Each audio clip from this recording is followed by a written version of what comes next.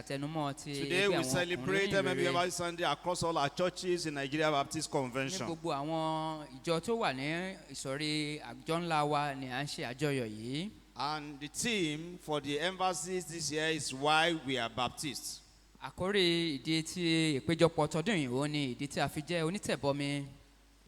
Our text is taken from the book of Ephesians chapter 4. Àkórí bíbélì a sì mú láti inú ìwé Éfésù orí 4 verse 11 to 16. láti ẹsẹ̀ 11 títí dé Ephesians chapter 4. 4. Ephesians 4, 11 to 16. Ìwé Éfésù orí 4 láti ẹsẹ̀ 11 títí Let's dé rise up as we read the 4. word of God together. Ẹ jẹ́ kí a dìde bí a ṣe ń ka ọ̀rọ̀ Ọlọ́run.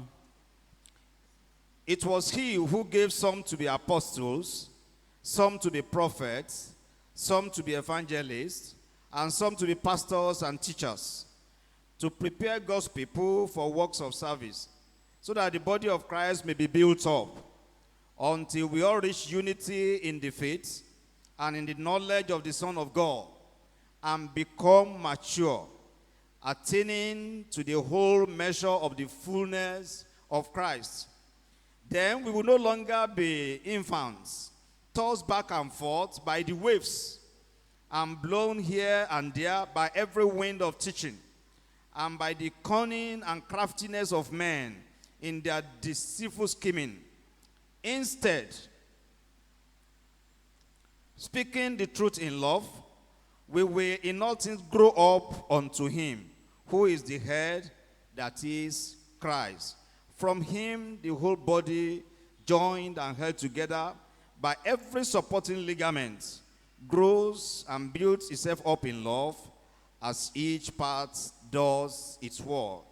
This is the work of God. May the Lord bless the reading and the hearing of his words in Jesus' name. Amen. Shall we pray? Our Father and our God, we thank you for how far you have led us in this worship. Thank you, Jesus. Thank you, Almighty God, for supporting us, for strengthening us thus far. Father, be thou exalted in Jesus' name. Amen. This hour, we want to listen unto you. We pray, Lord, you will speak unto us. Amen. The enablement for us to hear you loud and clear, release upon us. Amen. In the mighty name of Jesus. Amen. We pray we will not only hear you, you will grant us the grace to be the doers of your words. Amen. Thank you, Father, for answering our prayers. Thank you, Jesus. In Jesus' name we pray. Amen. Hallelujah. Amen.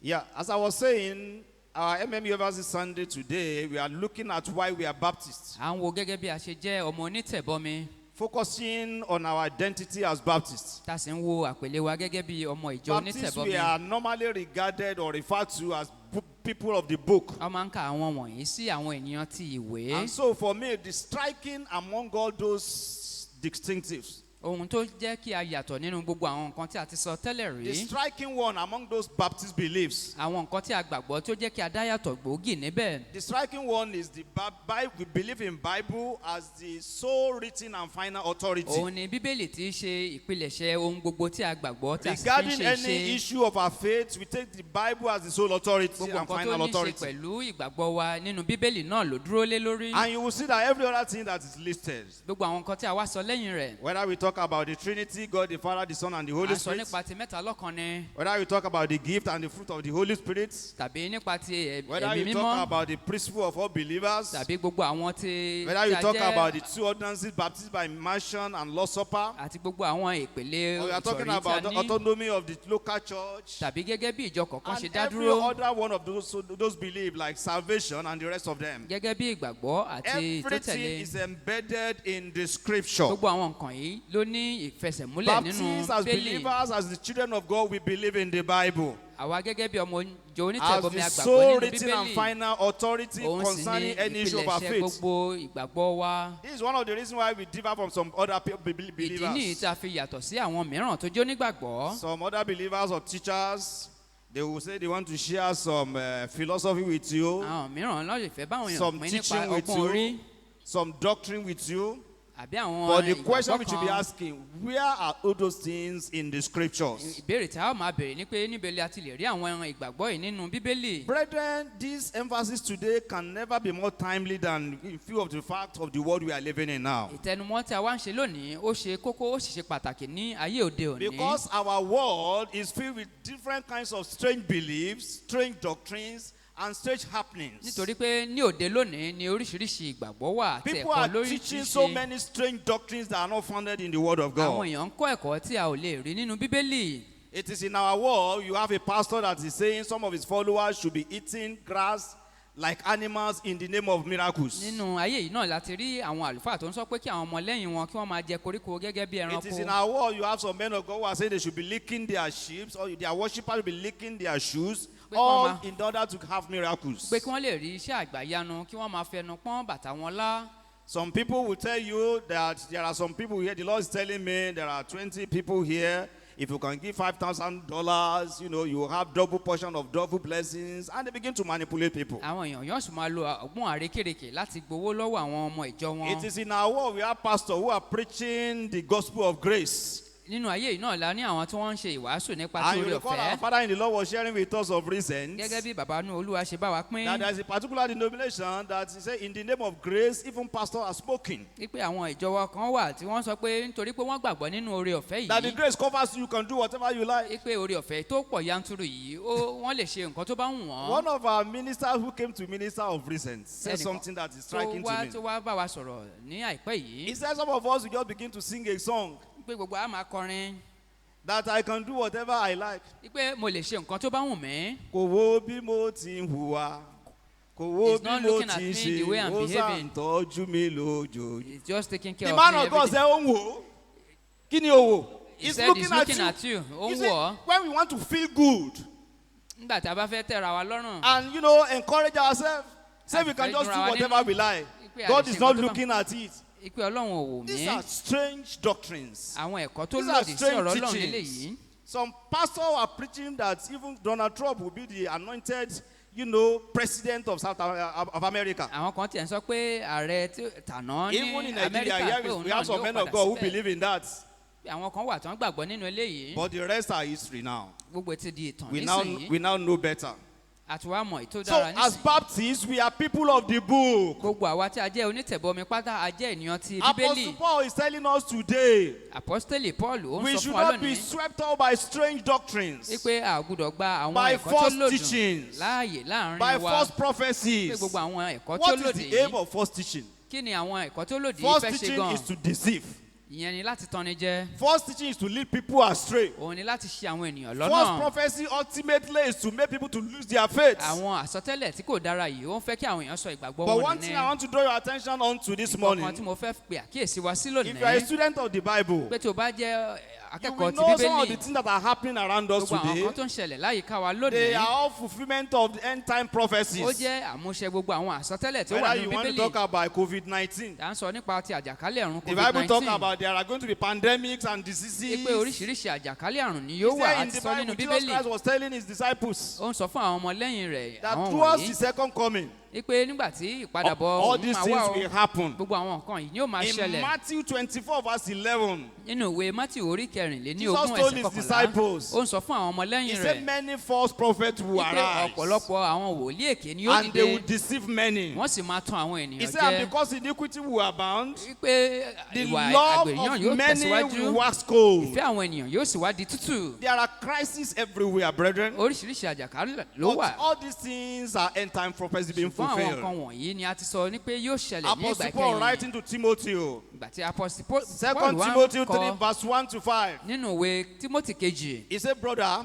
ó in sọ the pé ará last days perilous times shall come. wípé ìgbà ewu yóò wà nígbà Lovers ìkẹyìn. of money. àwọn tí ó máa fẹ́ People owó shall be covetous. wọ́n máa ṣe They shall be ìfẹ́kùfẹ́. traitors. wọ́n á máa da They ara shall be wọn. heady, wọ́n á sì máa ṣe àníyàn. unthankful, àwọn nǹkan tí kò dára unholy, wọn ò ní dára. disobedient to parents, wọ́n máa ṣe àìgbọràn sí àwọn lovers òbí of the wọn. pleasure more than the lovers of God. wọ́n máa fẹ́ ìfẹ́kùfẹ́ ara And wọn he ju went ti on ọlọ́run listing all lọ. of them. pé gbogbo àwọn He nǹkan yìí said, ni ó máa but ṣẹlẹ̀. you, man of ó God, ní ìwọ tí o jẹ́ ènìyàn ti turn ọlọ́run. away from all ó ní yí such. padà kúrò ní I'm gbogbo also àwọn nǹkan telling you this wọ̀nyí. morning, brother and sister, èmi náà sọ fún ará from all lọ́kùnrin this àti lóbìnrin. confusion all around us, pé gbogbo àwọn rúdurùdu from all tó this wà false láyé teaching lónìí and false àti prophecies, àwọn ẹ̀kọ́ tí ó lòdì yìí. turn away from all of them. ẹ yí padà kúrò lẹ́yìn wọn. One thing we need to turn away nǹkan tí a ń láti ṣe láti yí padà kúrò lẹ́yìn wọn. is the title of our message this morning, òun ni àkórí ìpàdé wa lónìí. growing unto maturity. dídàgbà sí nínú kristi. In order for you not to be swept off of this end time confusion, kí a bá a má bàa wá gbà wá sọnù pẹ̀lú àwọn this ẹ̀kọ́ end tí ó time lòdì yìí crisis, àti àwọn rúdurùdu tí ó wà lóde you lónìí. must be growing and grow unto maturity. òun láti máa dàgbà sí i nínú Kristi The ni. two questions that will readily come to somebody's mind. ìbéèrè tí ó wá lè wá sí ọkàn ẹni. You're asking me to grow in what? tó bá ní kí n dàgbà nínú kí ni kí n ti And the dàgbà. second one, how do I grow? àti pé ọ̀nà wo ni mo wá fi lè dàgbà. Apostle Paul was the one that wrote to the people of Ephesians. apọ́stélì ló wá kọ sí àwọn ará Éfésù. He wrote this letter to Ephesians. ó kọ lẹ́tà yìí In sí àwọn verse ará 1, he Éfésù. was trying to encourage them. ní ẹsẹ̀ kẹsàn-án ó ń fún wọn ní kóríyá. Verse 1, orí ẹsẹ̀ he kínní was talking about the unity of the body of ó ń sọ Christ. nípa ti ìṣọ̀kan ti He ara said, Kristi. as a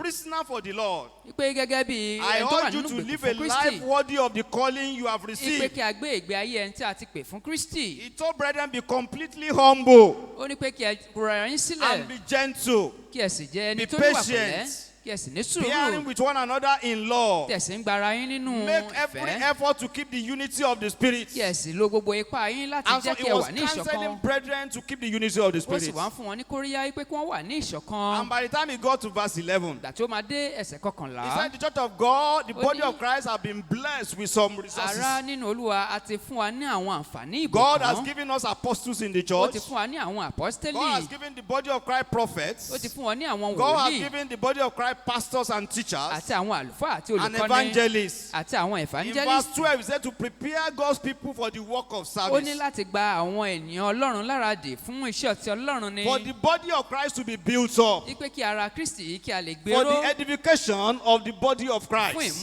ìmúdàgbàsókè ara Kristi. He now says in verse 14 that we will not be tossed to and fro. wípé kí a má bàa dà wọ́n ríboríbo lọ You sọ́tún and tàbí I òsì. will not be tossed to and wípé kí a fro má bàa dà wá ríboríbo by lọ the sí ọ̀tún strange tàbí òsì. doctrines of people. pẹ̀lú gbogbo àwọn ẹ̀kọ́ tí ó What does lòdì this sí ọ̀rọ̀ mean? Ọlọ́run kí eléyìí túmọ̀ sí. If you and I, tí èmi àti rẹ just like have been shown to us here, gẹ́gẹ́ bí a ti ṣe fi wọ̀n wá we take ṣáájú. advantage of the platform that have been provided by the pé church. tá a bá lo gbogbo àwọn ìpele tí a ti là Platform sílẹ̀ of fún wa. Sunbeam, pé ti Sunbeam platform of GA, tàbí àwọn ọmọbìnrin platform of ti Lydia, Lydia platform of RA, ti àwọn ikọ̀ ọba ọ̀run Men Fellowship, tàbí tẹ̀bí ẹ̀ ti àwọn and all ọkùnrin the rest of rere them, WMU. tàbí ti àwọn obìnrin. You will be solidly grounded in the Lord. a fẹsẹ̀ múlẹ̀ nínú Olúwa ni. You will not be tossed to and fro by all these a ò strange ní máa dà doctrines. wá ríboríbo pẹ̀lú In àwọn verse ẹ̀kọ́ tí ó 15, he lòdì. said, instead of being tossed to and fro, wípé yálà kí a wá máa dà wá ríboríbo in verse 16, yìí. he said, we will be speaking truth in law, pé ẹ̀yin ò máa sọ òtítọ́ nínú ìfẹ́ and we ni. will in nothing grow up unto him. ẹ̀yin yóò sì máa dàgbà nínú Kristi sí Brethren, we ni. know to grow up unto maturity. ẹ̀yin nínú Olúwa tí ẹ bá fẹ́ dàgbà sí When we nínú are talking Kristi. about growing into maturity, tá a bá ń sọ̀rọ̀ nípa dídàgbàsókè we are talking yìí. about growing to become like à ń Christ. sọ nípa pé kí a dàgbà bíi The Kristi. Lord Jesus Christ is our model. ipe Jésù Kristi òun ni And àkọ́ṣe wa. as children of God, we are supposed to grow to become like Him. gẹ́gẹ́ bí ọmọ Ọlọ́run à ń láti dàgbà gẹ́gẹ́ bí When we Kristi are ni. talking about growing into maturity, tá a bá ń sọ̀rọ̀ nípa dídàgbà ní we are talking about ẹ̀kúnrẹ́rẹ́. growing in the expression of our faith. à ń sọ nípa ìdàgbàsókè nípa ti We are talking ìgbàgbọ́ wa. about growing in the study of the Word of à ń God. sọ nípa dídàgbàsókè nínú We are talking kíkà about ọ̀rọ̀ growing Ọlọ́run. in our prayer life. nínú dídàgbà nínú We àdúrà are wa. talking gbígbà. about growing our relationship with the Lord Jesus à ń Christ. sọ nípa ìfarakín We are talking pẹ̀lú about Ọlọ́run. growing in our worship and our service to àti Him. ìsìn àti ìsìnrú wa fún Kristi. You see, I've had some people say in the past, mo ti gbọ́ kí àwọn èèyàn sọ somebody have told me, but I látẹ̀yìnwá. said, Pastor, ẹnìkan ti sọ fún mi pé you know, àlùfáà. my own problem with the prayer is that I can't pray pé for a long ìṣòro time. tèmi ni pé mi ò lè gbàdúrà fún ìgbà pípẹ́. Before I talk for 2-3 minutes, tí I bá don't máa know fi what to sọ̀rọ̀ say fún again. ìṣẹ́jú bíi méjì sí mẹ́ta mi ò ní mọ̀ So nǹkan what tí mo máa I sọ will mọ́. tell you that they can't even fast. pé àwọn mìíràn tẹ̀ sọ pé àwọn ò lè gbà I've had àwẹ̀. people that say whenever the pastor announced fasting, say his body will pé just ìgbà tí shiver. àlùfáà bá sọ nípa ti àwẹ̀ ara àwọn máa ń He will ṣẹ́gìrì just ní. be afraid that how he's going to àyà do wọn it. máa já pé báwo làwọn yóò ṣe ṣe Some léyìí. people have said before that, I can't go to night vigil. àwọn èèyàn tẹ̀ sọ pé mi ò lè lọ fún ìṣòro. I have BP issue. ǹjẹ́ mọ̀ pé mo ní ẹ̀jẹ̀ ríru ni. Because I have BP issue, whenever I nítorí go ìdí into night èyí tí vigil, n bá lọ sí the ìṣòro following yìí morning my BP will tó bá di rise. ọjọ́ kejì ẹ̀jẹ̀ mi yóò And rú so sókè when you ni. look at one by one the excuses people are giving, tàbá wo gbogbo àwọn things that we should nǹkan do táwọn máa that ń will sọ make us to yìí. grow up in the Lord. àwọn nǹkan tí ó máa ràn wá lọ́wọ́ láti Every one of dàgbà. us, we have one reason or the other a why máa we ní cannot do àwáwí them. kan ni tàbí òmíràn. Brethren, if you Ará. are still a baby, tó bá jẹ́ ọ̀mọ̀wọ́ nínú Kristi. do you know that the Lord will understand? ẹ mọ̀ pé olúwa yóò tẹ̀ bá wa gbọ́ eléyìí. Because you are just coming to give your life unto the Lord. torí pé o ṣẹ̀ṣẹ̀ wá gba Jésù And you Kristi say you don't know how to pray for a long time. o sì wá sọ pé o mọ bó ṣe lè gbàdúrà The fún Lord will ìgbà understand. pípẹ́. olúwa ó lè But mọ after eléyìí 5 years and lẹ́yìn 10 ọdún years márùn-ún and 15 ọdún years mẹ́wàá ọdún in the mẹ́ẹ̀ẹ́dógún church, nínú ìjọ and you are Ọlọ́run still telling the same story, o sì ń sọ ìtàn yìí I náà am not too sure the Lord will be happy with mi you. ò pé Ọlọ́run yóò dunnú sí ọ nípa Do you know eléyìí. that when we don't grow, there's a consequence to our not growing in the ǹjẹ́ mọ̀ Lord? pé tí a ò bá dàgbà nínú Kristi àwọn nǹkan kan máa ń When we ṣẹlẹ̀ don't bí grow, we are gradually dying. à ń kú lọ ní eléyìí. When we don't grow, at times we suffer. nígbà tí a kò bá dàgbà a ó máa ní ìrora. Somebody share a story with me, something that happened to him personally. pín pẹ̀lú mi ìrírí kan tí ó ní. And he was talking about the importance of prayer. ó ń sọ nípa ti bí àdúrà ṣe ṣe pàtàkì The tó. man said that there was a time he had a dream. ó wá sọ pé ìgbà kan wà tí òun And he láàlá. had a dream that one of his brothers died. pé ìkan nínú àwọn arákùnrin rẹ̀ ó ṣe aláìsí. And he just woke up the following day, ó sì jí ní ọjọ́ kejì. and the life continues. ó sì tẹ̀síwájú He nínú didn't do iṣẹ́ tirẹ̀. anything. kò ṣe He nǹkan didn't kan. tell anybody. kò sọ fún ẹnìkan And kan. eventually the brother died. lẹ́yìn ọ̀rẹ́yìn arákùnrin rẹ̀ yìí wá ṣe aláìsí. And you know the consequence of that? ǹjẹ́ ẹ mọ ìdí The àbáyọrí wife of his eléyìí. brother now say, Daddy, you help me take care of some of ìyàwó these my arákùnrin rẹ̀ wá children. sọ pé ẹ ó bá wa tọ́jú méjì nínú àwọn ọmọ wa So yìí two o. of his brother's children moved into his house. ó wá gba méjì tọ́ nínú àwọn ọmọ arákùnrin rẹ̀ And yìí. after some years, lẹ́yìn ọdún díẹ̀ another brother of his, he dreamt that ó tún another brother of lálàá. his died. ó tún lálàá pé arákùnrin rẹ̀ kan ṣe aláìsí. And he was casual about it. kò tún He tẹpá mọ́ he eléyìí. didn't do anything kò about ṣe it. nǹkan kan ní orí He eléyìí. didn't tell anybody. kò sọ fún ẹnìkan kan. And eventually the brother died. arákùnrin rẹ̀ yìí tún wá ṣe aláìsí. And they carried the children, put in his wọ́n house tún wá mú again. lára àwọn ọmọ arákùnrin rẹ̀ yìí wọ́n tún fi fún un kí ó máa ṣe He ìtọ́jú now wọn. dreamed the third time ó tún wá lálàá ní ìgbà kẹta. that one of his brethren pé died. lára àwọn arákùnrin rẹ̀ tún wá ṣe By aláìsí. that time, nígbà yìí from his sleep, nínú àlá he rẹ̀ bó just ṣe ń jumped out lálàá of the bed. ó sì He was just ó shouting, this one ké will sí not die, ayé oh. ipò eléyìí kò ní This one will kú not die, oh. eléyìí ò ní ṣe aláìsí. His wife was asking what happened. ìyàwó rẹ̀ wá ń bèrè pé kí He ló said, tún it's not ṣẹlẹ̀. the issue of what happened. Let's be praying. Let's be pé praying. jẹ́ kí a gba àdúrà. And eventually they started praying. wọ́n wá bẹ̀rẹ̀ sí ní gba He àdúrà. told his pastor they raised prayer altar. wọ́n wá bẹ̀rẹ̀ sí ní They gba began to àdúrà. pray. wọ́n bẹ̀rẹ̀ sí ní gba And that àdúrà. brother did not die. arákùnrin rẹ̀ yìí kò wá ṣe What does that aláìsí. tell us? kí eléyìí wá sọ fún wa. There are so many ways God is talking to us. ọ̀pọ̀lọpọ̀ ọ̀nà ni Ọlọ́run fi If ń you bá wa don't sọ̀rọ̀. grow, you will not understand. tí a ò bá dàgbà a ò lè I ní can ìmọ̀ bet you yìí. sincerely, if Mo he lè has sọ not fún wa. prayed, that brother will have died ká ní again. pé kò wá gbàdúrà ni arákùnrin rẹ̀ yìí kì bá God ti has kú. given us the platform to grow. Ọlọ́run ti fún wa ní oríṣiríṣi ìpele láti dàgbà. How we can lean on him and we will not suffer. gẹ́gẹ́ bí a lè fara kí n tí a But sì bá ní brethren, rí are we really ìpọ́njú. growing? ǹjẹ́ ò ń dàgbà bí? It is the will of God for you and I to ó grow. jẹ́ ìfẹ́ tí Ọlọ́run fún wa wípé kí a dàgbà. And I can assure you the Lord Jesus Christ said something. mo sì lè sọ fún wa wípé Jésù Kristi tó rẹ́ká John rẹ̀ sọ fún chapter wa. 14 verse 12. ìwé Jòhánù orí kẹrìnlá Jesus ẹsẹ̀ Christ was kejìlá. talking to the disciple. ó ń sọ fún àwọn ọmọlẹ́yìn He rẹ̀ said, anyone who believes in wípé me ẹnikẹ́ni tó bá gbàgbọ́ nínú mi will do the work that I do. yóò ṣe iṣẹ́ tí mò ń ṣe He said, yìí. greater works than this he will even iṣẹ́ tí ó do. tún ju eléyìí lọ ni yóò ṣe. We have been given the opportunity and the capacity a ti to fún wa ní behave àǹfààní àti orí ọ̀fẹ́ láti ṣe àwọn iṣẹ́ as wọ̀nyí the children of God. gẹ́gẹ́ bí ọmọ Ọlọ́run. Brethren, we should be growing in the Lord. ará ó yẹ kí a máa dàgbà nínú I'm Olúwa very ni. sure as a parent, mo mọ̀ pé gẹ́gẹ́ bí if òbí you have a 5-year-old son tó or, bá ní ọmọ tó jẹ́ bí ọmọ ọdún or márùn-ún 10-year-old son tàbí ọdún and mẹ́wàá he cannot talk ẹnì yìí kò wá lè and he sọ̀rọ̀ cannot walk kò sì wá lè and he rìn cannot sit, kò ti lè will jókòó you be happy? ǹjẹ́ inú rẹ yóò dùn bí? As a parent, will you be casual about gẹ́gẹ́ it? bí òbí ṣé ìwọ yóò kàn Will wá you ní fold your arms? ṣé wàá káwọ́ lẹ́rán ni? Many a times we are doing ourselves a lot of havoc. ọ̀pọ̀lọpọ̀ ìgbà la máa ń ṣera wa ní ṣùtá. Brethren, how do we now grow? báwo ni a ṣe wá lè dàgbà ẹ̀yin ará? I've spent enough time to talk about growing into maturity. mo ti sọ púpọ̀ gẹ́gẹ́ bí a ṣe lè dàgbà lẹ́kùnrẹ́rẹ́. I want to talk about how do we now grow. báwo ni a ṣe wá lè dàgbà? I want to share with us before I round up this mo morning fẹ́ pín pẹ̀lú wa kí a tó parí ìsìn the yìí 3 necessities for spiritual growth. àwọn ìdí tí a ṣe ń láti dàgbà. There are 3 facts I want to share with us that we must take serious if we want to grow. òótọ́ gbòógì mẹ́ta ni wọ́n máa bá pín pẹ̀lú yín Number bí a one. ṣe lè dàgbà. àkọ́kọ́ There must be a sincere desire to grow. a gbọ́dọ̀ fẹ́ nítòótọ́ láti dàgbà. Brethren, we will never grow except we desire to grow. a ò lè dàgbà tí a ò bá ṣetán nínú ọkàn wa yìí pé a fẹ́ The dàgbà. issue of growing ọ̀rọ̀ nípa ti is dídàgbà more nínú than you Kristi just wish something.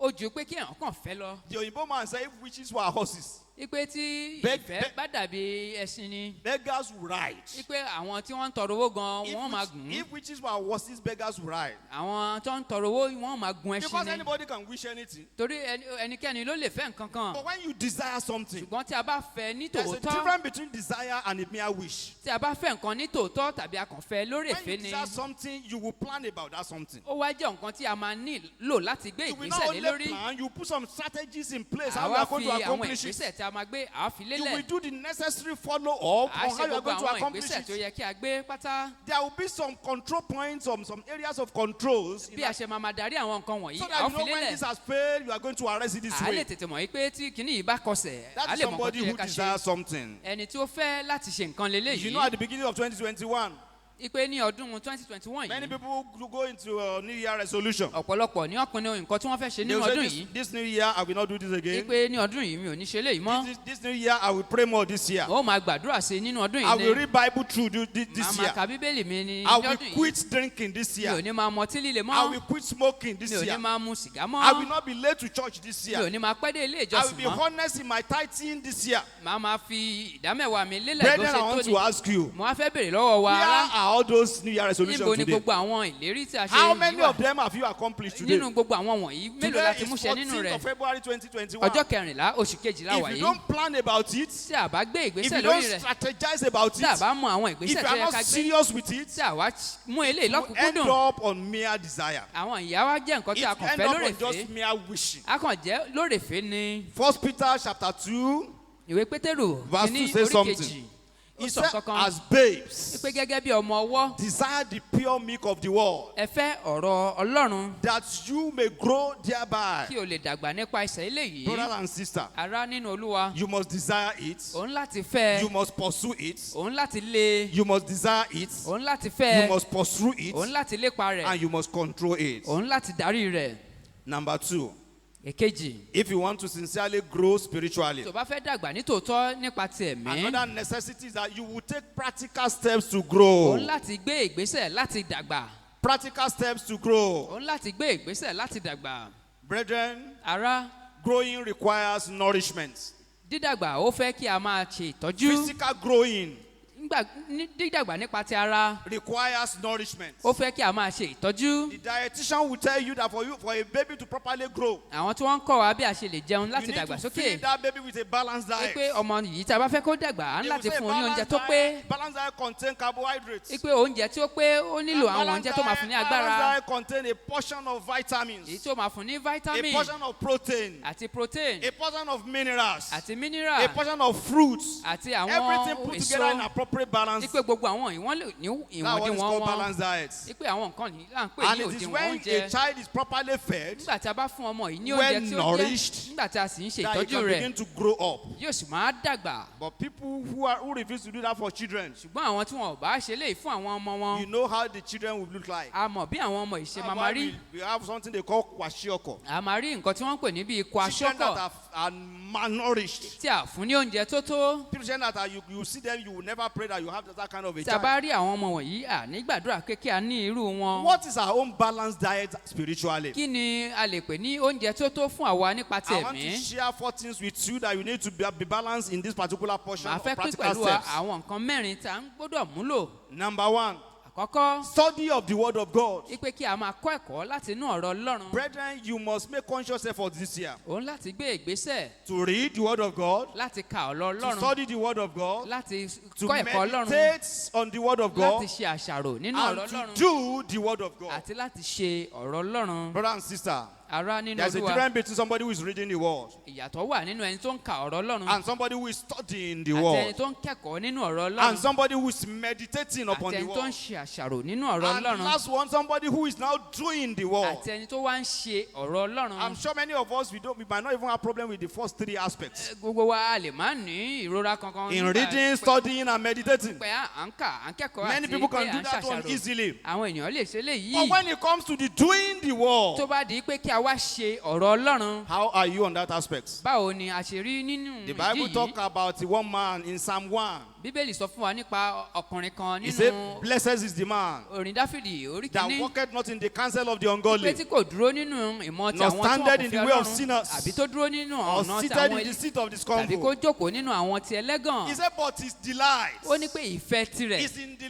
law of the Lord. òun ni In òfin this ti law of Ọlọ́run. the law, he meditates day and Nínú ọ̀rọ̀ night. Ọlọ́run yìí ló ń ṣe àṣàrò lóòrọ̀ àti ní Brethren, how are àṣálẹ́. you when it comes to the studying of the word of Báwo God? ló ṣe rí nípa ti ẹ̀kọ́ nínú ọ̀rọ̀ Ọlọ́run When yìí? Joshua took over from Moses, Nígbà tí Joshua gba ọ̀pá àṣẹ the lọ́wọ́ warning that was Mósè given unto him, Joshua chapter 1 verse 8. nínú ìwé Joshua He orí said, this word kìíní of God should not depart from pé your ọ̀rọ̀ mouth. Ọlọ́run kò gbúdọ̀ fi ẹnu rẹ If you sílẹ̀. want to prosper in all that you Tó o do, bá fẹ́ ṣe rere nínú you gbogbo should ìdáwọ́lé rẹ meditate pátá, therein day and night, o gbúdọ̀ máa ṣe àṣàrò lórí so rẹ̀ that you ní can observe to do lóòrọ̀ according to that which is written kí o lè therein. ṣe èyí tí a ti kọ sílẹ̀ And nínú then rẹ̀. thou shalt now be way prosperous, and thou will Nísinsìnyí have ní ọ̀nà good yẹn life. yóò sì là geere. Brethren, Ará, how are you when it comes to the word of God? báwo lo ṣe rí nígbà tí ó The bá dé Berean nípa ti ọ̀rọ̀ Christians are a Ọlọ́run? good example to us. Àwọn ará Bẹ̀ríà ni wọ́n jẹ́ Acts of àpẹẹrẹ fún wa Apostles chapter 7 verse 11. nínú ìwé ìṣe àwọn àpọ́sítélì Bible orí says the keje. Berean Christians, after they have been taught, Ipe lẹ́yìn tí a bá ti kọ́ àwọn ará they Bẹ̀ríà will yìí, take time. wọ́n á wá àkókò Bible was kan. even comparing them with the people of Thessalonica.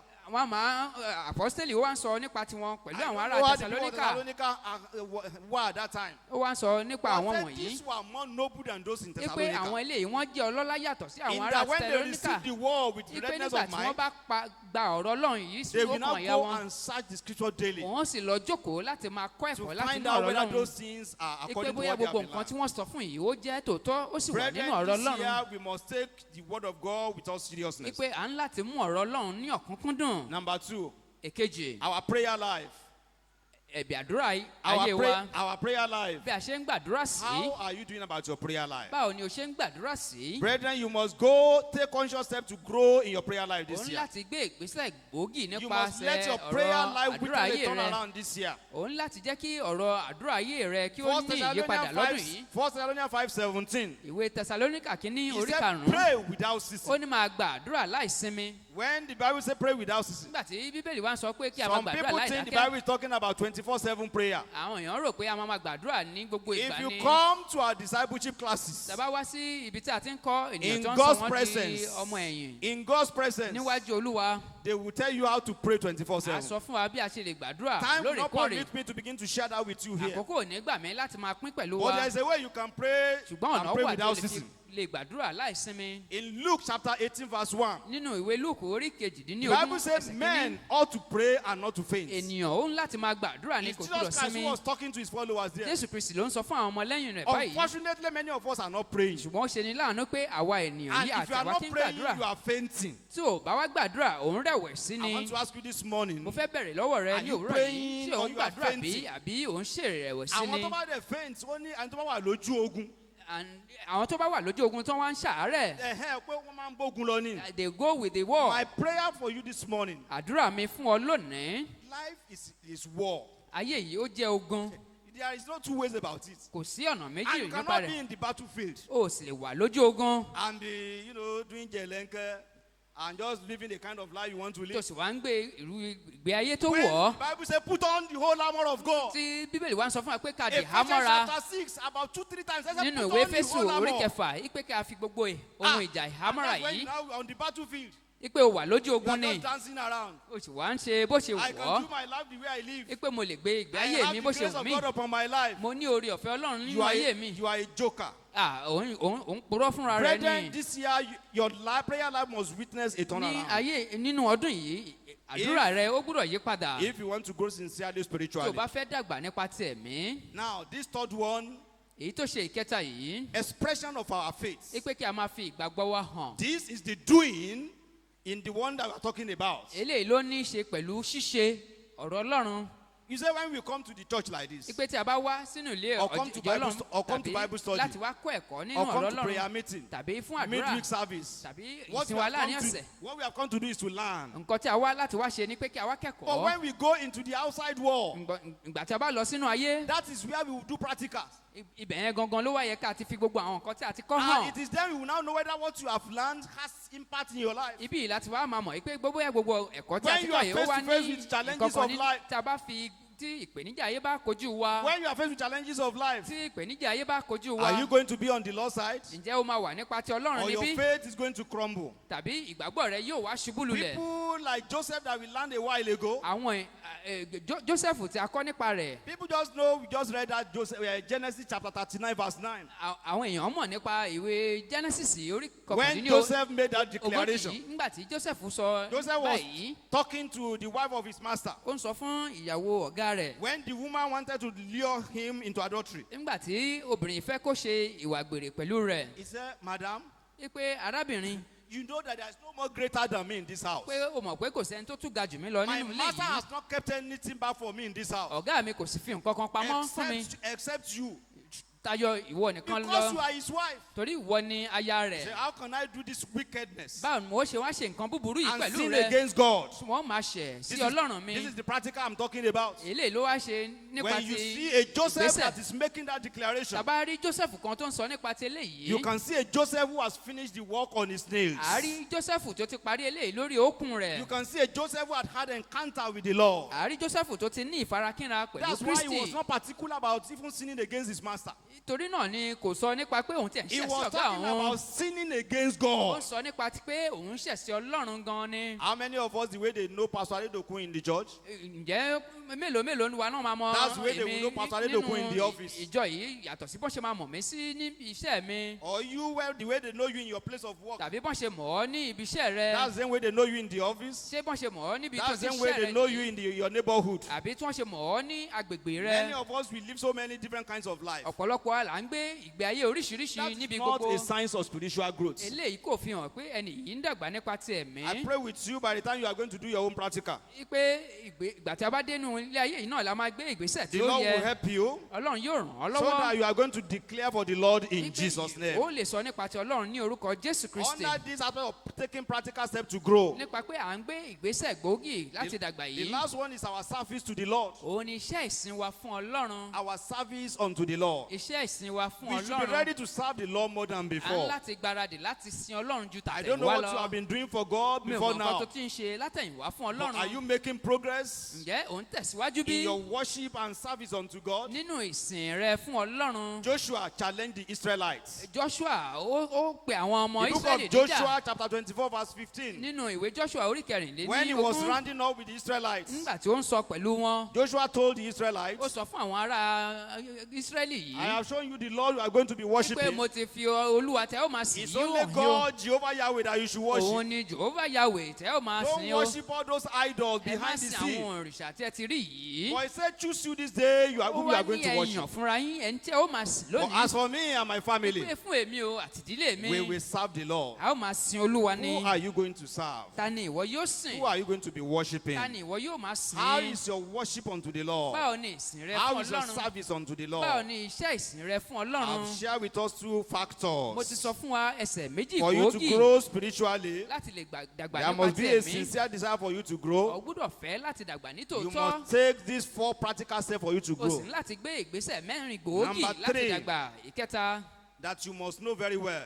òun láti mọ̀ Growing spiritually is a lifetime growth. wípé dídàgbàsókè nínú Ọlọ́run jẹ́ nǹkan tí o máa ṣe títí It is ọjọ́ ayé a rẹ. lifetime growth. Ó jẹ́ ìdàgbàsókè títí ọjọ́ ayé Growing rẹ. unto maturity to become like Christ. Dídàgbàsókè lẹ́kùnrẹ́rẹ́ nínú It's a Kristi. lifetime experience. Ó jẹ́ nǹkan tí ó máa ṣe It's títí a ọjọ́ ayé lifetime rẹ. Ó phenomenon. jẹ́ ohun tí ó máa ṣe títí Growing ọjọ́ ayé rẹ. spiritually is not a sprint. Kì í ṣe nǹkan tí ó máa sáré It is ṣe. a marathon. Ó jẹ́ nǹkan tí ó máa ṣe títí ọjọ́ ayé We have rẹ the ni. Usain Bolt of this world. Àárí ẹni tí à ń pè ní Bolt We yìí have Carl Lewis of this world. àti Carl Lewis When yìí. it comes to 100 meter, 200 meter, bam, they are Tí going. a bá ń sọ They ìwọ̀n come ní first. òdiwọ̀n, wọ́n á ti gbé ipò kínní. That is not spiritual growth, my Eléyìí brethren. ò ní ṣe pẹ̀lú ìdàgbàsókè nípa It ti is growth ẹ̀mí. that you are going to learn under the leadership of God. Òun ni a ó máa kọ́ ní ẹsẹ̀ As Ọlọ́run. you are learning like a baby, Bí a sì wá ń kọ́ there's gẹ́gẹ́ bí ọmọ possibility wọ́. that you are learning and you are falling. Wàá máa lọ, wàá You are máa learning ṣubú, to ó máa walk and you are dìde. falling. Òun kọ́ bá God ti is ń talking dìde to you like Samuel, you are not hearing yóò God. ń bá ọ sọ̀rọ̀ gẹ́gẹ́ bí Samuel ò gbọ́. At times you go to him, you are missing the point. ìgbà mìíràn ó lọ bá ó sì máa But as you kùnà go, as you are growing, gẹ́gẹ́ bí o ṣe wá ń dàgbà you yìí know, falling and rising, gẹ́gẹ́ bí o ṣe ń ṣubú tó sì you ń come to dìde a stage you yìí begin to stabilize. ó máa dàgbà ó máa ní You are not used to the ìgbéró voice. You need to be used to the voice of wàá ti God. wá mọ ohùn Ọlọ́run And even when God is winkling at you, you already nígbà tí understand what Ọlọ́run he's bá ń talking about. ṣẹ́jú sí ọ ó ti máa mọ nǹkan tí It Ọlọ́run is sọ a lifetime ó phenomenon. jẹ́ nǹkan tí ó máa ṣe títí ọjọ́ ayé You rẹ will not come to that point. tí ò bá ti wá dé àkóríta We yìí will not come to that point. a ò lè dé ìkóríta That we yìí say, I have grown wípé mo ti dàgbà and I don't need to grow any mi ò longer. wá nílò láti dàgbà sókè I don't need to mọ́ learn any longer. mi ò nílò láti kọ́ ẹ̀kọ́ kankan mọ́. Late Reverend Fadeji said something on my wedding day. ẹni tó ti wá ṣe aláìsí àlùfáà Fádèjì One of our Baptist former presidents. ó jẹ́ ìkan nínú He àwọn was one ààrẹ wa that preached on my wedding day òun ni 1994. àwọn ni wọ́n wàásù As he was running up, he said, my nígbà tí brethren, wọ́n ń parí ìwàásù Ṣẹ́gun wọn Àǹgbémi. pé I want arákùnrin you mi to àti know arákùnrin mi that mo fẹ́ kí o mọ̀ but he said it in Yoruba. Ó ní ẹ má jẹ́ kí ìgbàgbọ́ bàjẹ́ lọ́wọ́ yín o. don't let the faith be ruined in your Tó bá ti di hands pé àwa la tó báyìí la dà báyìí. and you begin to say we are this and we are that Àjọ bẹ̀rẹ̀ bíbá pẹ̀lú wọn ni. we started this with them Àwa ò dẹ̀ nílò láti ṣe eléyìí mọ́. we don't have to do this anymore Bàbá yẹn ní ìgbàgbọ́ bàjẹ́ nìyẹn o. that means you I have started pray corrupting. with every one of us. I'm praying with every one of us. Your prayer will not be destroyed. You will not destroy your prayer with your hands in Jesus' name. pé àdúrà rẹ kò ní di You ìkọtì will not níwájú miss the Ọlọ́run point in the mighty o name sì of ní Jesus. kùnà ní orúkọ Jésù Kristi. Apostle Paul was talking to the Philippians.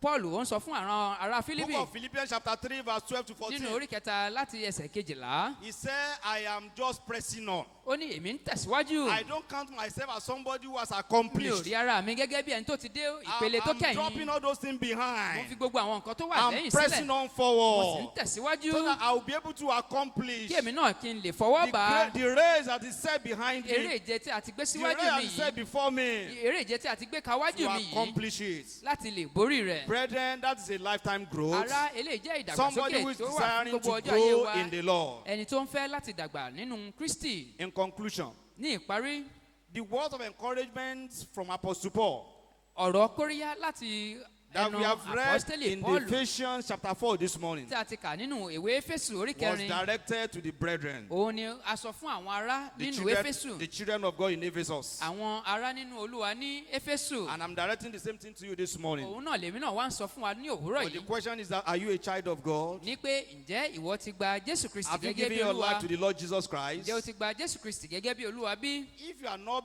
you do not belong to the Lord Jesus tí Christ, ò bá ti jẹ́ ti Kristi what we are talking about this morning has nothing to do with you. gbogbo àwọn nǹkan tí a ti wá sọ sẹ́yìn yìí kò Because kọ́ somebody who has not been born, we cannot be talking about he's supposed to grow. torí ẹni tí a kò bá tí wá bí a lè sọ nípa Or you can ìdàgbàsókè nípa rẹ̀ come and join the children of God this morning. ṣùgbọ́n o lè wá darapọ̀ mọ́ àwọn ọmọ I'm very sure this is not the Ọlọ́run first time lónìí. you are hearing about the Lord Jesus mo Christ. sì mọ̀ wípé èní kì í ṣe àkọ́kọ́ tí o All gbọ́ you nípa need ti to Kristi do is to go on your knee and pray and say, Father, I surrender unto ohun you tó ń today. láti ṣe ni pé òun láti jọ̀wọ́ ara rẹ I fún want to Kristi belong to you. I want to become your child today. pé mo fẹ́ di ọmọ rẹ I want lónìí to accept you into my life mo fẹ́ today. gbà ọ́ sínú ayé mi And I can assure you things will be getting better with you. mo sì lè sọ fún ọ wípé òun yóò máa But di if you are dídára fún already a ọ child of God, ṣùgbọ́n tí o bá ti wá gba Jésù and Kristi you know there is an aspect of your life that requires the touch of tó God sì for wá mọ̀ growth, pé ìkan nínú àwọn ẹ̀yà nínú ayé rẹ ó nílò ìdàgbàsókè all you need to Ọlọ́run do is to desire to grow. nǹkan tó nílò ní pé òun láti fẹ́ láti Take dàgbà those practical steps towards growing o sì ní láti gbé ìgbésẹ̀ gbòógì láti dàgbàsókè and know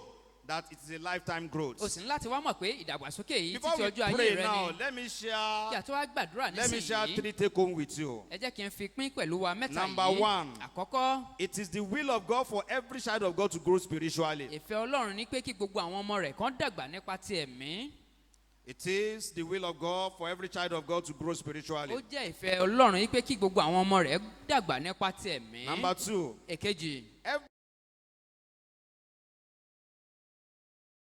ọmọ lẹ́yìn Kristi ni ó lè dàgbà nípa ti ẹ̀mí tá a bá tẹ̀lé ìlànà Kristi every Christian can grow spiritually gbogbo Kristẹni ló lè dàgbà nípa ti ẹ̀mí if you follow his footsteps. tí a bá tẹ̀lé ìlànà Kristi Number 3, ìkẹta failure to grow brings suffering and hardship.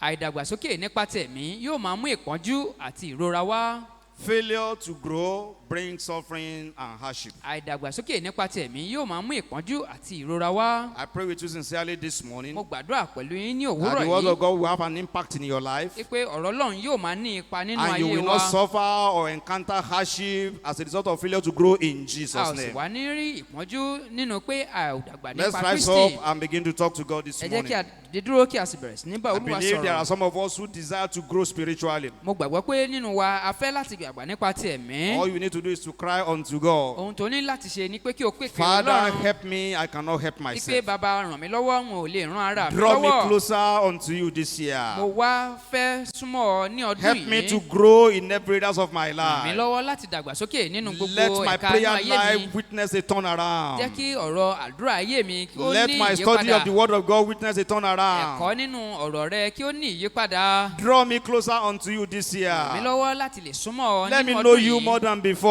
jẹ́ kí n mọ̀ ọ́ sí ju ti Help me to àtẹ̀yìnwá be the lọ. doers of your jẹ́ kí word. n jẹ́ olùṣe Talk to ọ̀rọ̀ God rẹ. this morning. bá Olúwa sọ̀rọ̀ ní Talk to òwúrọ̀ God. yìí. bá Olúwa He's sọ̀rọ̀. here in his presence. He will listen to ó you. wà níbí ní àárín wa lónìí yóò sì gbọ́ ọ. Thou my everlasting portion, more than friend or life to me. All along my pilgrim journey, Savior, let me walk with thee, close to thee, close to thee, close to thee, close to thee. All along my pilgrim journey, Savior, let me walk with thee. oh, close to thee, close to thee, close to thee, close to thee. All along my pilgrim journey, Savior, let me walk with thee. Heavenly Father, this is our desire. This is our conversion. We know, Lord, our life will be meaningless except we continue to grow in you. And so, Lord, we pray this morning you will help us. In the mighty name of Jesus, you will help us. You will help us to grow in you. You will help us to grow unto maturity. As we desire to grow, you will help us to accomplish it. Our prayer life will not remain the same. Our study of the word of God will not remain the same. We'll be properly fed and nourished with the word of God in the mighty name of Jesus. And so we will escape the danger of all these false doctrine, false prophets in the mighty name of Jesus. You will help us, O God, that on the last day we will land in your presence. And we will hear the voice that will say, come, welcome my son, my daughter, enter into your kingdom. Enter into your rest. That will be our portion in the mighty name of Jesus. Thank you, Father, for answering our prayers. In Jesus' name we pray.